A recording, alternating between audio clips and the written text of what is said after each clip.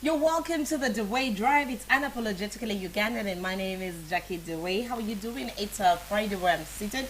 I don't know if you're catching it live in real time, but I'm happy to let you know that you can drop me a WhatsApp message if you're loving the conversation and if you have a question and do want to relate. Fridays, we are driving towards change making. Last Friday, we spoke about storytelling, and we had an expert storyteller who is so good and so passionate about it. So Dr. Dawn.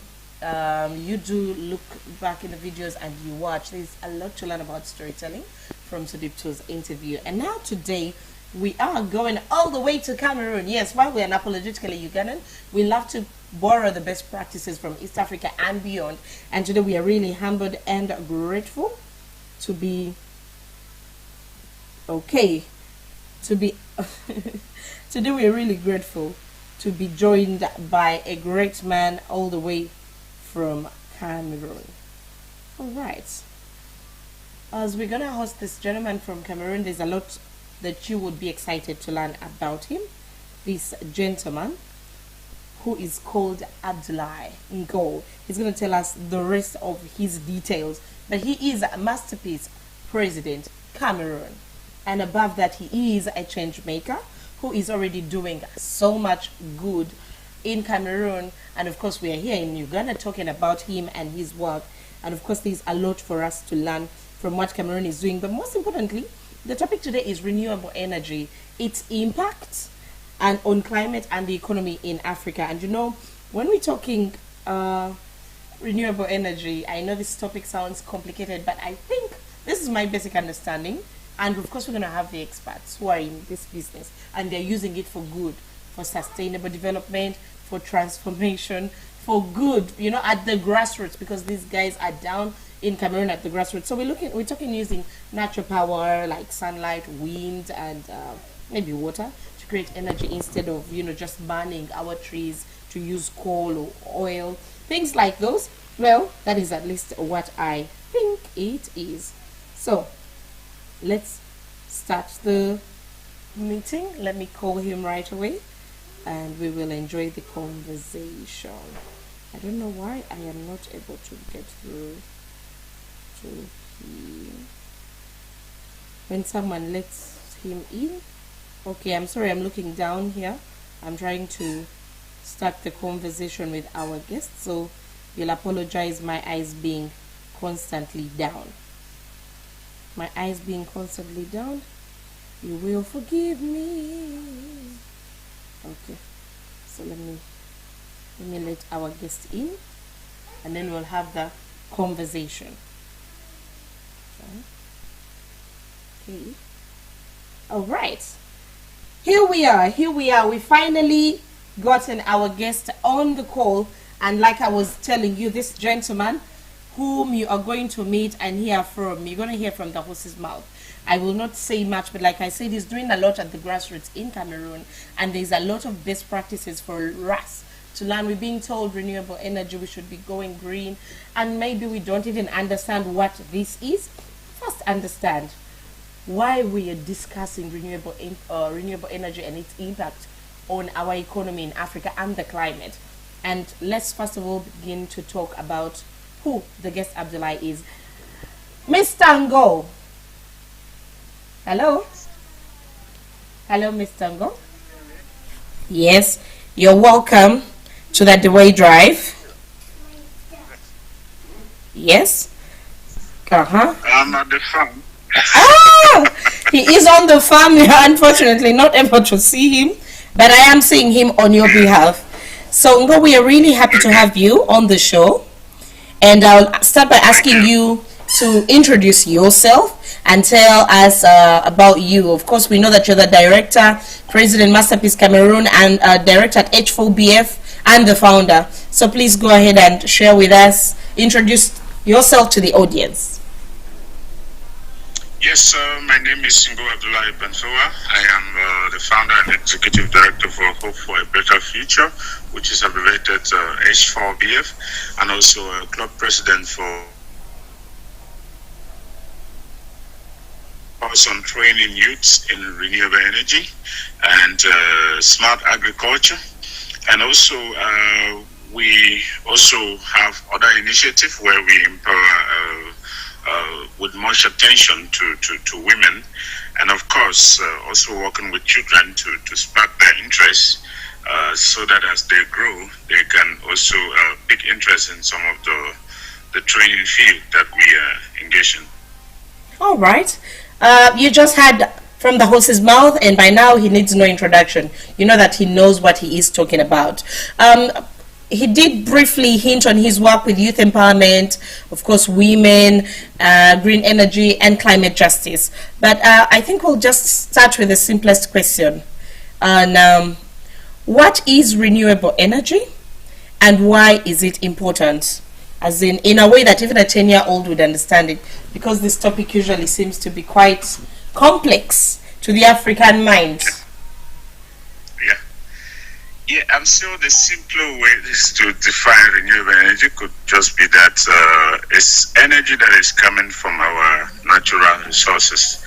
Natural resources, maybe from the sun, it can be coming from the stream, it can be coming from just maybe from our toilets, or from anywhere, but just anything that we are not buying.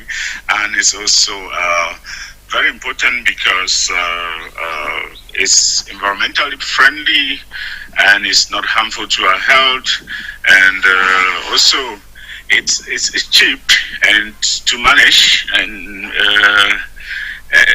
to some extent because renewable energy, though the one-time installment is expensive, but it's cheap to manage when you look at it in the long term. Interesting. Ngo, as I usually like to call you, would you just explain how this energy that when you explain renewable energy, it sounded really simple. You said it could be coming from the toilet, the wind, the sunlight, simple like that. So how can such a thing impact climate change and the economy in Africa? Yes, it's very powerful because when you look at around your kitchen, the things you spend money on, for example, your gas, you refill your gas maybe monthly or after 3 months, stuff like that. So, and also the lights in your house, you pay monthly fee to it. And so we are now looking at energy in the terms of the people that are providing the services, who are the entrepreneurs that will be providing the services. So from there, they can make a lot of money, maybe installing people's home, and also maybe helping people to switch from harmful foil products into renewable energy products. So in the course of doing that, they can earn a lot of money. And also, it saves us a lot of money too. If we look, for example, there are still villages that are making use of kerosene lamps, for example. Yes. And many of these women, they buy kerosene on daily basis. And in most villages that we have gone on, they don't take into account how much they're spending on monthly basis. So we have carried out research in some of the villages, and when we sum up, we notice that there are families that are consuming over 5,000 francs just to light their home, for example, like buying kerosene to light their homes, or buying batteries that they change after every 3 days or after every 1 week. They spend roughly between 2,000 to 5,000 francs on monthly basis. Yeah. So now renewable energy, maybe like a solar lamp, save them from spending that, because with the original solar lamp, they get to use it for maybe 3 to 5 years, depending on how they are able to manage it. So it saves them money because they don't have to keep recharging.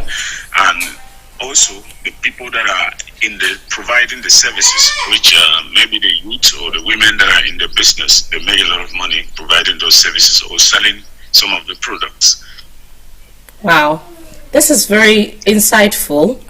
in a way, I think I have never had renewable energy simplified just like you did from the beginning. And right now when we talk the impact, these words sound really big and someone is thinking, what's this? And you just made it so easy, because, and like you said, kerosene lamps, they are one of those big causes of burning down markets. You find that there was kerosene and then a candle, and then just like that, the house is burnt, the market is burnt. And now see where you are going with this. Can you tell us about the H4BF solar solution centers? I have seen some pictures of the solution centers, and I would like to, can you maybe tell us about these solution centers and of course how they're empowering communities with clean energy? Yes, this is a project that is titled Clean Energy for All, and our focus is empowering women. And why women? It's because in the renewable energy sector, there are not enough women in that field. So we are trying to balance gender and ensure that they are also in that field, same as men. And also in terms of climate change, women are more affected, especially the ones doing the cooking in the kitchen, so that the ones inhaling the smoke that is coming from the fire, they are the ones buying the kerosene in most cases. So most of the women are highly impacted. So what we are doing with this project is we go into communities. We try to identify the needs. We try to engage the community members, and we usually use football because everybody likes football. So we organize a football match. After we carry out a need assessment to know the impacts that other harmful products like the kerosene lamps hello?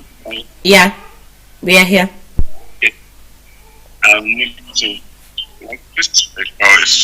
Okay. Okay. So after we carry out a need assessment, in order to disseminate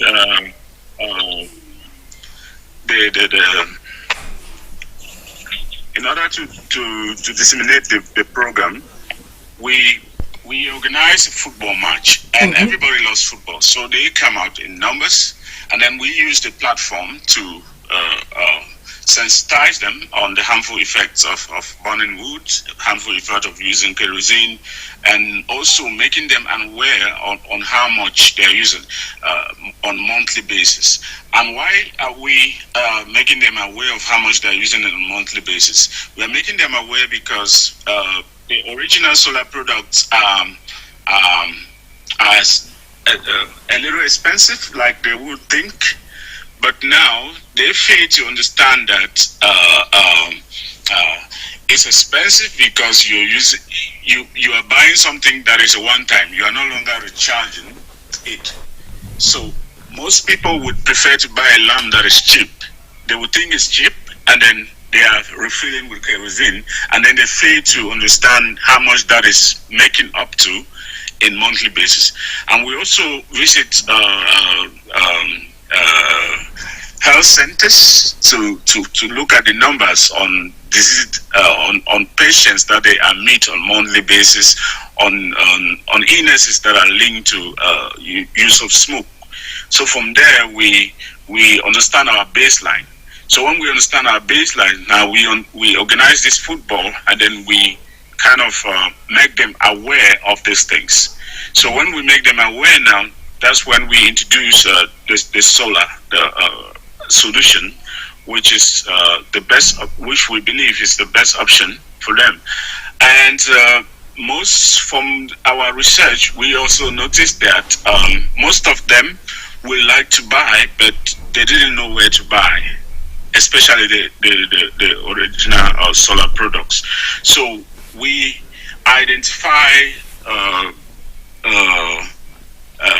female entrepreneurs in these communities, and then we train them on how to install solar, on how to do to start and run a solar business, and also we also train them on basic business management skills, accounting, basic accounting, and also technical skills on how to troubleshoot and repair some of the equipment. And then we provide startup grants for them to start these solar solution centers. So with these solar solution centers now, the communities already knows that they already know the issues that the other harmful products are using. Now they can easily buy original solar products through these centers or consult from the people that are leading the center if they have any questions and stuff like that. And so it's like bringing this product closer to them, because the major challenge was that they don't know where to buy it, because one of the issue too with the solar issue is that there are a lot of fake products in the market. So, and the fake products is also making people to be skeptical on the fact that solar is not working. So we are trying to bridge this gap and ensure that people in communities are getting the right solar products so that they have the right experience using this product. And so far, from our research and an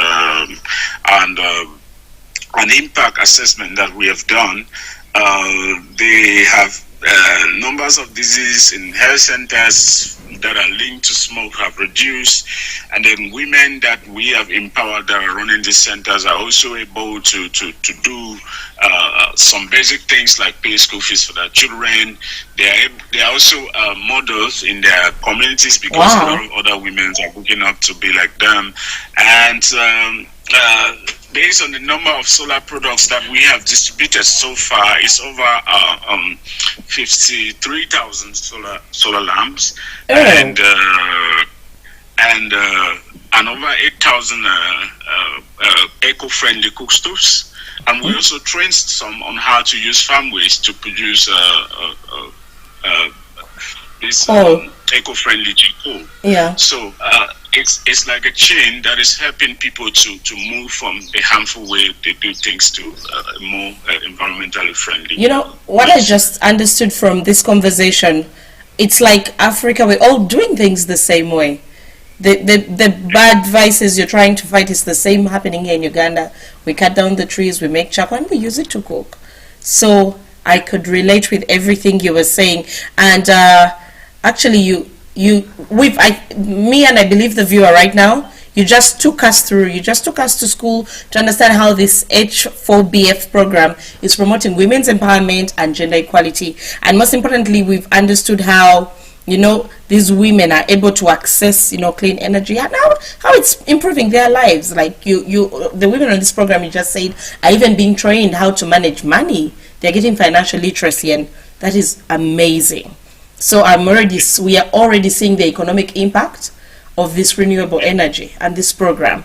Can you just remember maybe one story among these women that you're empowering through clean energy that stood out for you as H4BF since you started this program?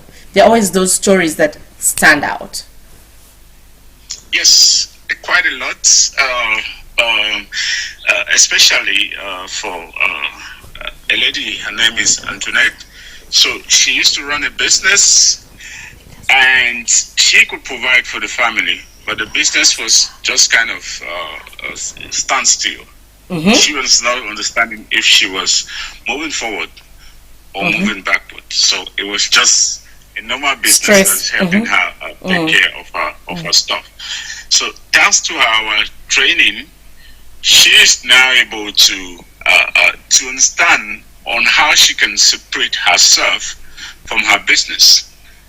And so because in her business, she used to just when she needs money to pay school fees, she just get it from the business. When she needs money to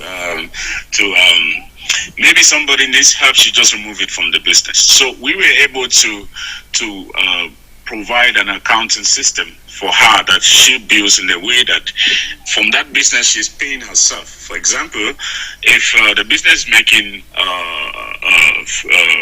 maybe $5,000 a month, she can assess and then maybe paying herself $500 a month. But if she's spending above $500, it's not longer her money, it's the business money. So she ensures that all her expenditures fall within how much she has paid herself. Before she was just using everything. What comes in, she uses. Yeah. So so she was actually very excited through this, and she is now a trainer too. And in most cases, she no longer seek support. Like get to us. When other women come to her, she also trains them on how they can manage their business. So this is going beyond solar. It's also touching other businesses because other women that are in businesses are trying to copy from her example and they're implementing that in their businesses, and they give a lot of positive feedback, and we feel very proud that we are able to support them. Wow, what a powerful story. You know, she's just like the average African woman that at the grassroots. That's how we are. We do not separate. Money comes in, you send home, you buy cooking oil, you buy onions, you keep using. And it's amazing that, she's even become empowered to even empower other women. This is amazing. This is amazing. When we were speaking earlier before the show, and you were like, let's talk renewable energy and its financial impact, economic impact. I was thinking, economic impact, this should be quite complicated, but it's amazing. It's amazing to see how it's going. How you've made it so easy and really relatable, and I'm really hoping that the viewer right now who is watching Deweyi Drive live is speaking something. Fridays are about sustainable change, are about change makers. We're shining a light on the change makers and the best practices we can learn from them. Every time people talk about renewable energy, it's the talk even here in Uganda, but people are thinking that is for certain people. Now what is that? Do you see how we all benefit from this? How from my grandmother in Bali we can all benefit, and the businessmen and everybody. This is very much interesting. And you mentioned the cost of how people feel solar could be expensive, but it's a one-time off. After that, you'll need the sun, right? And then exactly. So you need to put it on the phone, and then it charges, and you can light your home. And your home is lighting, yeah. We just spoke about how H4BF is empowering women through clean energy, and we did talk about renewable energy. He did explain it. In case you've missed it, don't worry. At the end of the live show, you can go back and rewatch. And if you do have a message, feel free to send it right now on 773-356-837, or just leave it here on YouTube. And if we do need to bring him back because of the many questions, I am sure he would be kind enough to return. Not so? I believe he would. And let's talk about, how you are building future leaders. Let's talk about the Smart Kids program that you're running at H4BF. Tell us about it. Yes, the Smart Kid program was inspired by our Cameroon Renewed project. In Cameroon Renewed project, the target was to train youth on how they can be entrepreneurs in this field. And then we noticed that most of the youths, they get into responsibilities at very early stage. So you see a youth at 19 years, and he's the head of the family, he provides. Or you see a youth at 21, he's already married. Yes.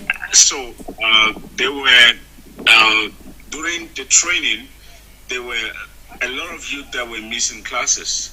So at some point, we became confused. We were like, but they said the classes were important, but why are they missing it? So we had to carry out a survey, and then we noticed that most of them are engaged in so much responsibility. So they have a family at home that is waiting for them to provide. So instead of coming to school, once they get a job to maybe work something that will provide for their family for that day, they can easily just miss classes to do that.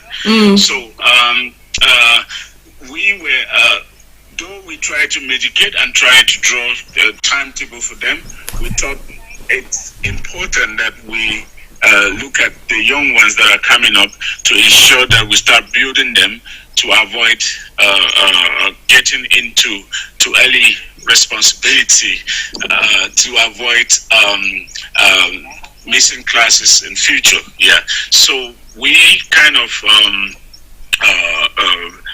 started a Smart Kid program. The Smart Kid program is all about just sparking interest of the young minds to see a future in this field, because our educational system. I don't know about Uganda, but in Cameroon, it was not based. It was not built based on our need. So I think most of the training they receive from school is how they can pass an exam. Yes. So they were not really trained to take care of themselves. They are not trained to manage money. They are not trained to start and run businesses. So they are just kind of doing things on try and error issues. So in this case now, we spark the interest of the youth, and then we are able to help them plan their life, and also help them choose better career for them. And also in this program, we don't just work with the kids; we work with their parents. So we have educational psychologists in place that have a one-on-one session, and we also have tools in place that once we ask their questions, for example, and there is a score, that when you have that score, it's likely that you have interest in maybe renewable energy, or maybe IT, or maybe smart agriculture and stuff like that. So through that, we develop a kind of a guide, and then at the closing of the program, we invite the parents, and then we let the parents understand, define the interesting things we find out about their kids, and then we share, and then we hope that they are able to adopt that in their space. And also that has already is also having lots of impact, because the feedback that we get from this parent helping them, because you can testify with me that there are many parents that in most cases they want their kids to get engaged in a certain field. Like, for example, a child is small, and then the parents just say, hey, my child will be a doctor, for example. In fact, he will be a lawyer. They start forcing you to learn literature. This and stuff like that. Yeah. And meanwhile, and then you find children in school Yeah. that are not performing well in that sector. Meanwhile, they would have been best in another sector. Yes. So this program is just all about trying to understand the potential of every kid in different fields, and then we advise the parents to ensure that they guide the kid to pursue that field of education. Wow, this is really awesome what you're doing. Ngo, you are doing so much for Cameroon, for your community. It is so inspiring, but most importantly, I know that whoever gets to watch this show, there's a lot to learn. And usually when people are getting into this space of, socialpreneurship, it's confusing. Everybody's thinking, what I need to do is go find these hungry kids and buy them food and feed them, But look at all this that you're doing that could change so much, because most of our villages do not have power. There's still darkness. Once you're out of the city, that things have changed instantly with the darkness, Yeah. Yeah, so, I think now I'm just inspired to know your personal story. What inspired you? What sparked your passion for this renewable energy community work? Because I understand your background is in IT. Yes, I did. It's where I come from.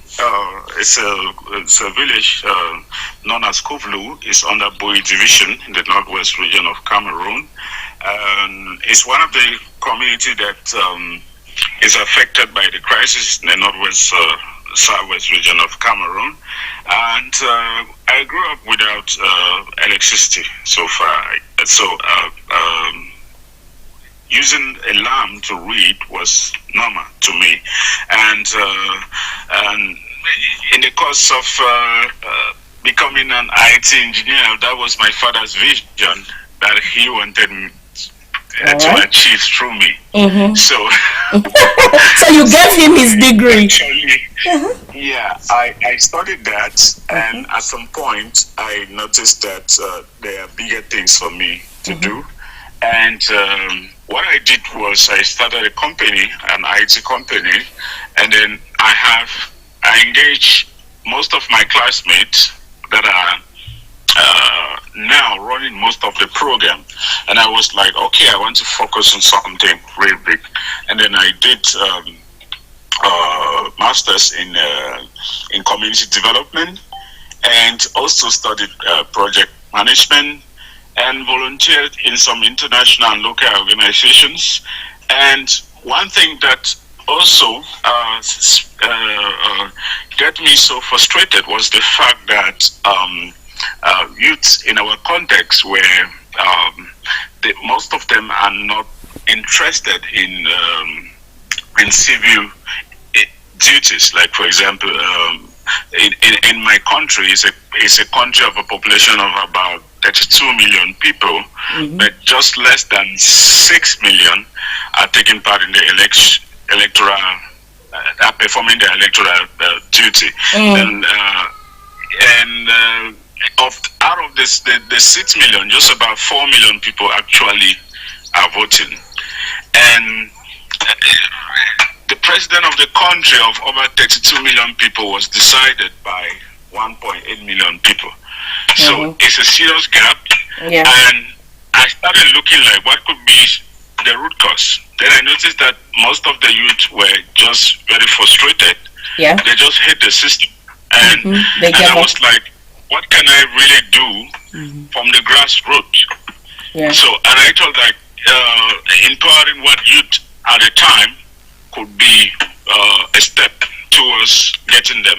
And now I'm thinking about the field. Because when you look at other countries, why are youth so involved? They are so involved because they are, most of them are educated, most of them are into the field. They understand the importance of being involved, because when you are not involved, it affects almost all the sector of because like in my country, it's just very normal that they can change or increase tax, and it's just very normal. People are silent. They don't even know what happened. They will not speak up. So now, what are we doing? We are trying to build a generational youth, because at some point, it were like in most villages, you can agree with me that if there are two initiatives, one is an empowerment program, and another one is maybe they're distributing rice, and then you need people to come in the line to choose which one they want. You have more population on those that want to take rice than those that want to be empowered. So it was. They'd rather eat for today and suffer tomorrow. And it's one of the reasons why it's not possible for somebody with a vision to succeed in the election, with the election in Africa generally. Yes. Because election in our context will need that you have much money to buy enough rice that you can distribute before people can call you a good person. So people cannot call you a good person for empowering. They call you a good person for giving. So I wanted to change that, and I thought empowering youth could be my little way of helping them towards getting to this sector. So it's about renewable energy, but it's at the same time empowering them to take charge of their life, and also understand that their country relies on them to move forward. It's not just about the leaders, it's about what we are doing on an individual basis towards moving our country and continent forward. You did talk about a vision, and you had me there thinking, could you share, if you don't mind, what because there's already so much you're doing for your community in Cameroon. What's your ultimate vision for H4BF and the communities that you're serving? Especially, you mentioned that they've already been affected by crisis. Yes, I'm sure our work generally is to engage, to empower, and to connect, and then inspire. Rather, I'm sure I mixed up the stuff. It's to engage, and then we inspire, and then we empower, and then we connect. So that's what it's all about. And we, at some point, we are trying to we look at other role models, like because most of the initiatives that were being implemented, like they don't care to engage the population, because when you engage the population, you make them to own the project. For example, like the football match that I told you about. Yes. Because in some cases we could decide, like, okay, we are going to this village to distribute lamps, without actually telling them why we are giving them lamps, or why an example. So you will notice that the lamps could be used for something else, or somebody might just take that and sell it off to get something else, maybe food. Yes. So what we do is we try to engage them and then make them see the root cause of the issue. Mm-hmm. And then when we see the root cause of the issue now, it then becomes something that we are doing together. Because it's not just about giving, it's about, because most time people think that Africa cannot afford. Yes. Yeah, but I think that in most cases, most of the people, they tend not to prioritize. They don't know how to prioritize the need. For example, like for the kerosene lamp, somebody can buy kerosene continuously for 1 year, maybe spending that 5,000 times 12 on kerosene, but they can. It takes a decision for them to just maybe take 15,000 francs to buy a solar lamp. So once we inspire like that, it's no longer about the gift of the lamp. You inspire somebody to make them understand that getting money to buy a lamp that serves you in your house is a necessity. Yeah, wow. And you are not just doing that. You are not just. It's not just about the lamp. It cut costs in all the aspects. It reduces the illnesses, because the cough, most community will notice a lot of people had cough, but they didn't know where the cough was coming from. Little did they know that it was a smoke that they were inhaling from the kitchen and from the lamp and all the like. So it reduced the rate at which they get sick, and of course save money that they would have used at the hospital. Yeah. So and it saves money that they would have used in buying the kerosene, and save money they would have used in the hospital. And now the children in the house too, they can use this lamp to read, and it's healthy, and it's improved their performance in school. So a simple lamp that is just a lamp, you see that it's affecting almost all the sectors in the or dimensions of life generally. Yes. So our empowerment is about making you to realize the gaps and then guiding you on how to feed them yourself. Yes, and how to move forward. Yes, and not training you to wait for support and aid. Because if you keep waiting for support, like we see what the US aid has done, to cut down support. Yeah. Now, what happens to those that keep waiting, like knows that everything is supposed to be free? Yeah. So our empowerment is about this making you take charge of your life and how you can survive on your own without waiting for the government or aid. Yeah. Amazing. You know, you just shared a common challenge that we face in Uganda, I guess East Africa, and you said the same with Cameroon, where, you know, when you're trying to build change makers, of course the most important are the young people, the youth, they are the future. So as you're working with them, then there's a problem. They have a mentality of, you rather give me fish than teach me how to fish. So people who prefer to be fed and don't want to learn, and then you still keep going. What keeps you going because you're already doing so many different projects at the grassroots to create these change makers and empower them. What is keeping you going without losing motivation? Yes, at first we were training a lot of youths, and when we do an impact assessment, we noticed that very few were succeeding. And at some point, we are feeling frustrated, like maybe the message was not going, until when we met the director of the National Employment Fund of Cameroon, and then we look at their numbers and compare with our numbers. Then we noticed that it was not about the numbers, it's about who you're able to change. Like, for example, if we are out to train an entrepreneur, and then we start with maybe 300 youths, if we are able to get 3 youths to start 3 companies that can change, make a change in the society, it's a success. One at a time, yeah. Amazing. Yes. Yeah. So we are not really now focused on the number. When we start with 500, we are looking for maybe just 5. That will build, transform.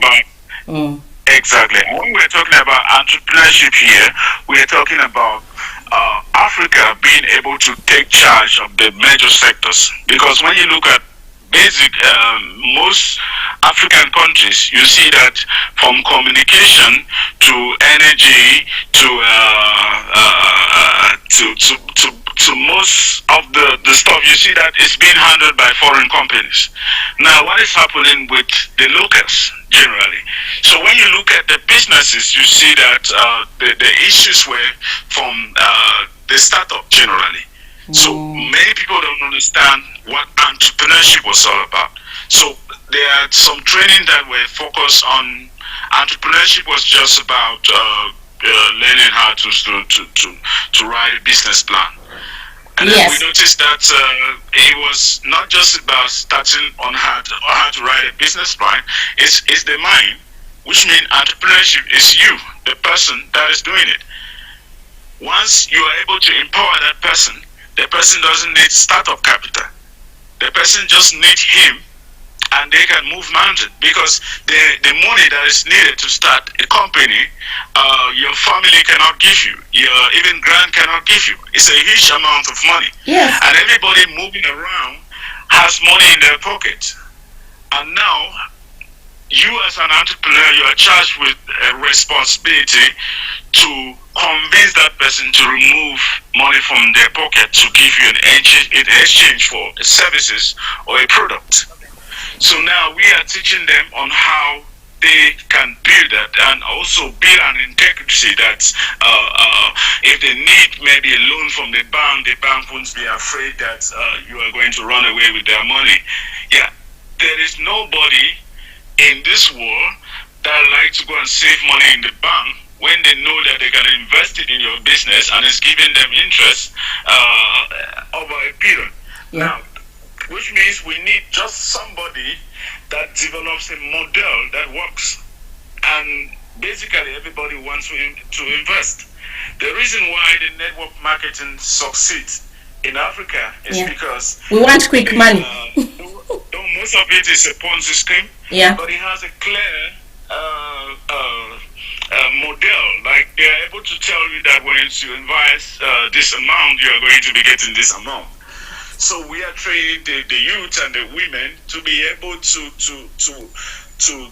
do a market research and then come up with a business model that they can tell you that, okay, if you invest 1 million in my business, and realistically, and not just say something that is out of the blue, they're able to tell realistically that if you invest this, you can get this, and of course you are getting it.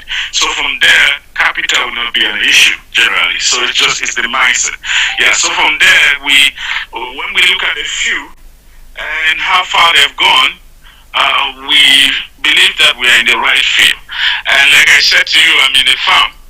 At some point, as a trainer, I had to do beyond the classroom because I want to train from example. Yeah. Like, okay, I'm telling you how to start a running a business. Where's my own business? I have to show you the proof. You're teaching. Okay. And you can also work for you. Yeah. Because and it's true, most lecturers in entrepreneurship and business school, they don't own businesses. They're teaching from the books and teaching theories. It makes no sense. Yeah.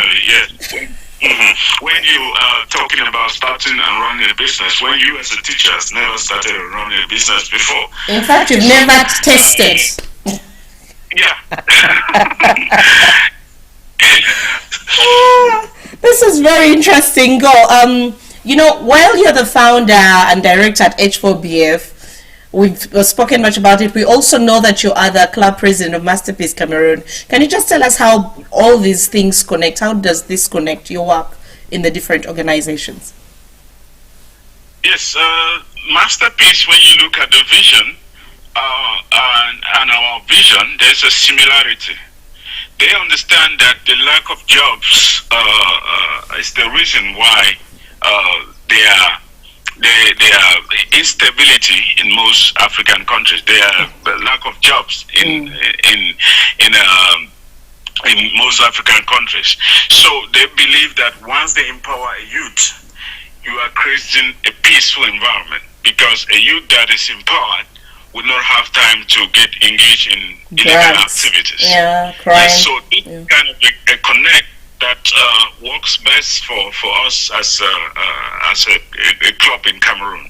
And also, whether we like it or not, most of the funders don't trust Africans NGOs. Now you need a friend that trusts you. That will connect you. On your behalf. Yes, so that's where Masterpiece comes in. So we had a project, and then we are submitting to Masterpiece. Masterpiece is submitting to the funder. They'll hold your hand. Easily, and the funding can easily flow. Yes, so that's the connection, and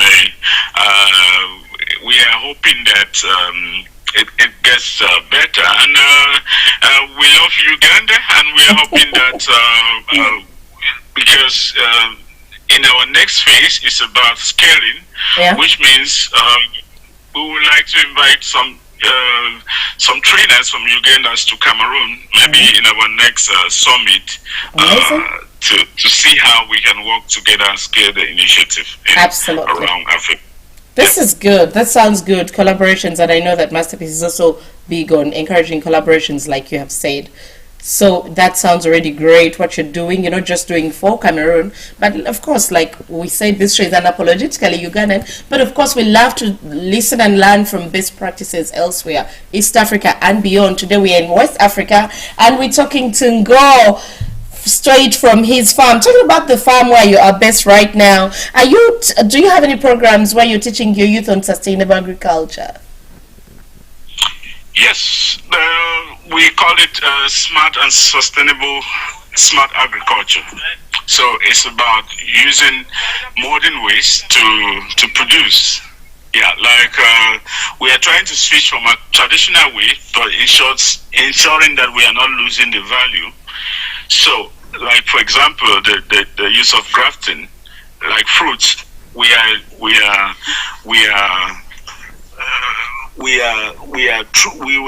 grew up knowing that maybe a mango tree has to take 7 years to start giving fruit. Yes. But now you can easily just take one, you can nurse mango, and then you take a mature tree, and then you link it to that one, and in 9 months you start having your fruit. Oh, okay. So and also other products, because most communities grow up with a tradition of a certain product, and then they completely ignore the other products, potential products that can do help with a balanced diet.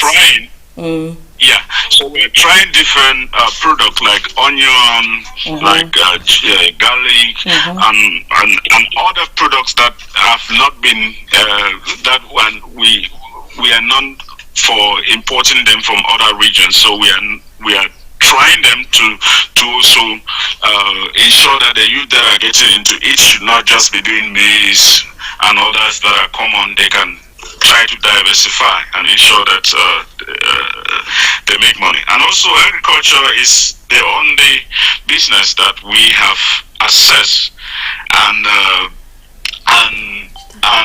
very certain that it gives return of investment in the first year. Like for example, constructing a house with for maybe 300 million, you need 30 years to get back 300 million. But if you put that 300 million in a farm, you can get that 300 million that same season.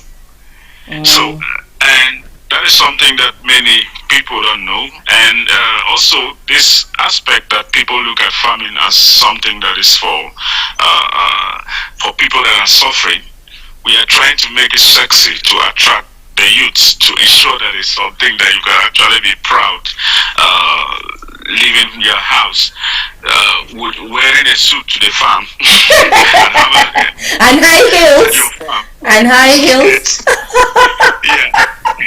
So, at the farm, sitting there and just take nice pictures slaying at the farm. Yeah, you know? Generally, yeah. So we want to change that mindset and push and ensure that we engage as many youth as possible in the sector. Quite interesting. Before I rudely interrupted you, you were saying something. You hinted on a smart on a summit. Can you tell us about that? What did you call it? You spoke. Renewable smart agriculture. No, there's a summit you mentioned, the Great Mind Summit. Yes. There's a Great Mind Summit. Yeah, tell us about it. I talk about engage, inspire, empower, and then connect. So that's the connect aspect of it. So after we implement all this, and then we document our lesson learned. We use that platform to communicate with the leaders, the government, and other development partners. So we kind of organize a summit, and also where we bring other the government on the table to share our experience, share our numbers, share testimonies of the youth that have succeeded through our program, and of course that is where we invite guests from other countries to be inspired during that summit on what we do, and then we hope that maybe they can try to replicate that in their communities too. Interesting. I did look at some of your work with fashion. What is that? What's that you're doing with fashion? You people are doing a lot there. Tell us about it briefly, maybe in a minute or two. Yeah, sure. Sustainable Fashion and Design Program is also a program where youths are using different scrap to produce something beautiful. For example, we have where they take waste from other fashion shops, and then they use it to produce carpets. They use it to produce many other things through that. Yeah. So if you look at all the programs, they are kind of interlinked because the focus is entrepreneurship.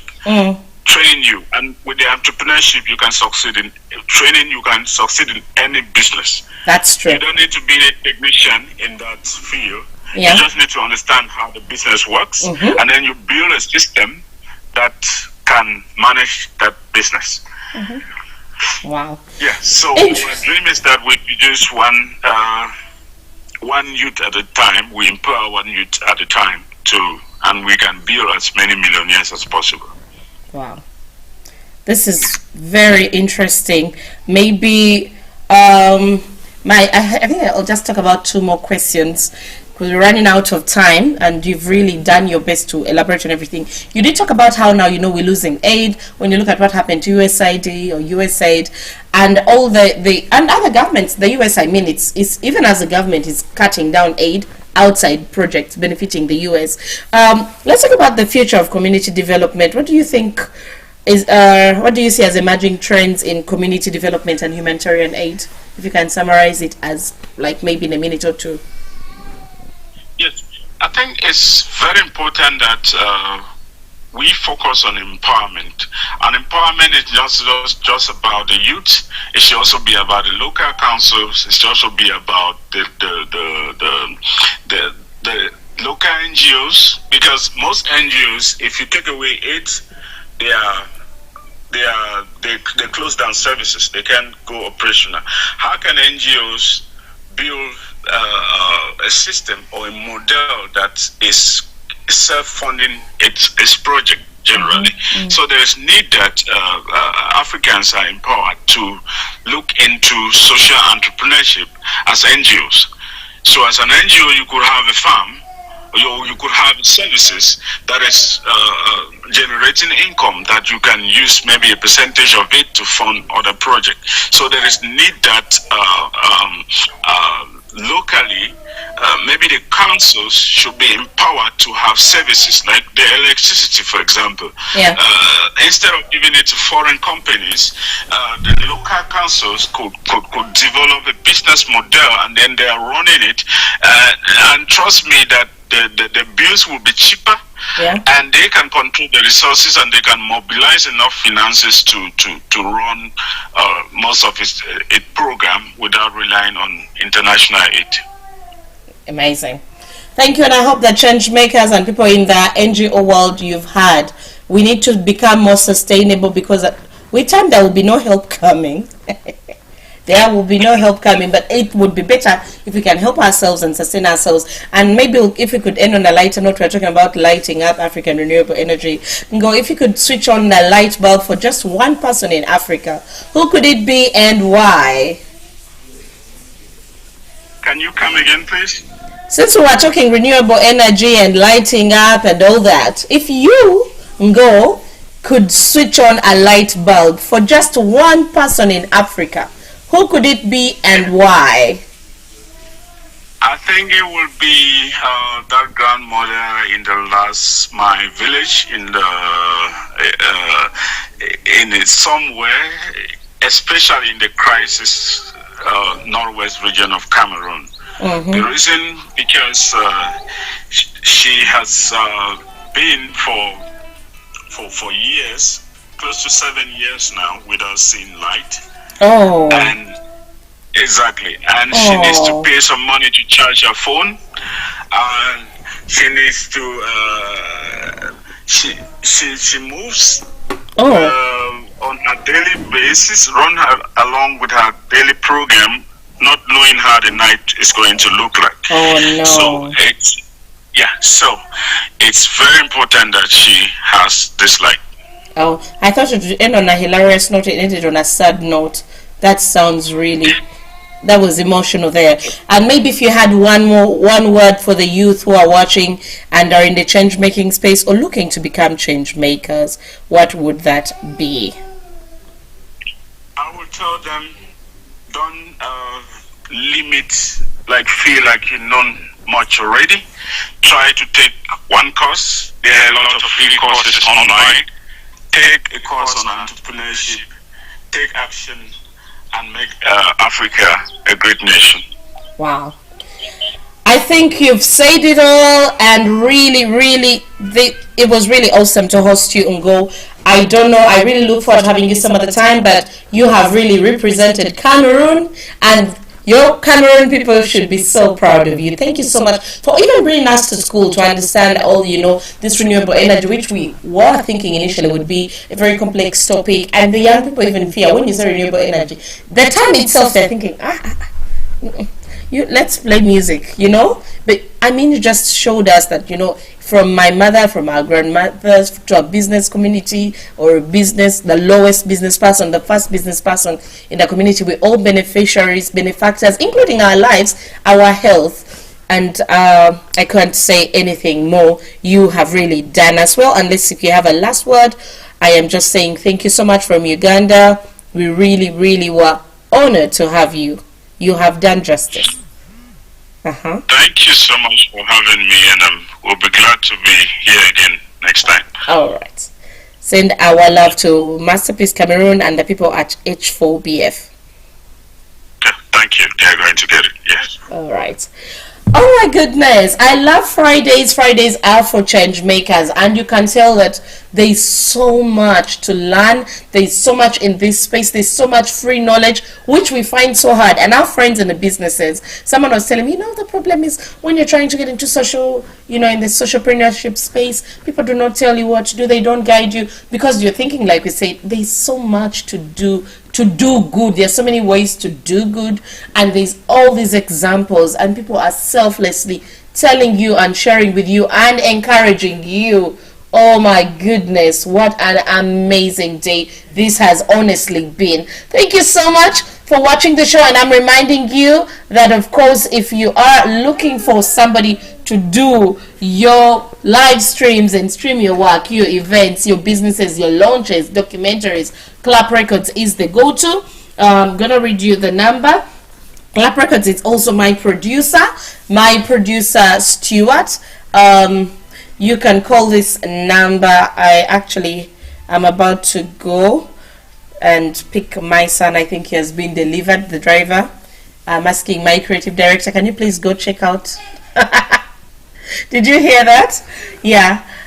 Dear creative director, our son has been dropped home. Can you please go check the driver? I'll call him back, Fred. I think he got the message. So I was telling you, Stuart, Clap Records is my producer. He's doing a good job. We're able to run your adverts live on the screen, to do a show, a seamless show. And last week I had my guest in India. Today I had my guest in Cameroon. The sound was beautiful, and I believe you had a clean learning experience, a really inspirational 1 hour. Now call 0777 28 993. I'll say the number again, 0777 28 993. That is Stuart. And then of course we have building experts Uganda. You know, I am so big on interior decor. You know, the way Interiors does interior decor, waterproofing, any type of space. We will definitely work it out for you. But now I want you to know about building experts, because these guys, when you're an interior decorator or a person who is just working on your home, you don't have to travel out of the country to find the things that you're looking for. Just go to Nakasero, here Nakasero Market Street in the town, Kampala, Capital Shoppers Plaza. They have all those materials, like that. I'll see it again for you, 772-9887-442. That is Mufa Pendo Stays, and there is paint for you. Supporters, they are the official partners of Renewable Paints, and they have automotive paints, decorative paints, any kind of paint.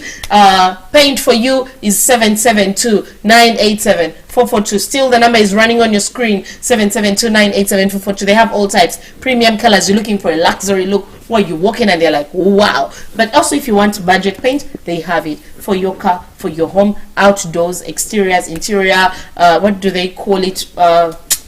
There's something we called marble paint. Any paint, these guys got you covered. I have really loved today. I am so falling in love with my Fridays. I look forward to Fridays. These stories of change makers being brought to life are changing my life personally, and I believe they're changing you too. Remember to subscribe to this channel. If you are inspired by an episode, please share with a friend.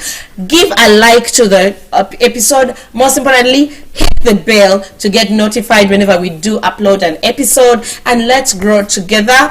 I do hope that this week we could hit the 500 subscribers mark, and then of course the views. We appreciate when you view and drop a message for the guest or for me.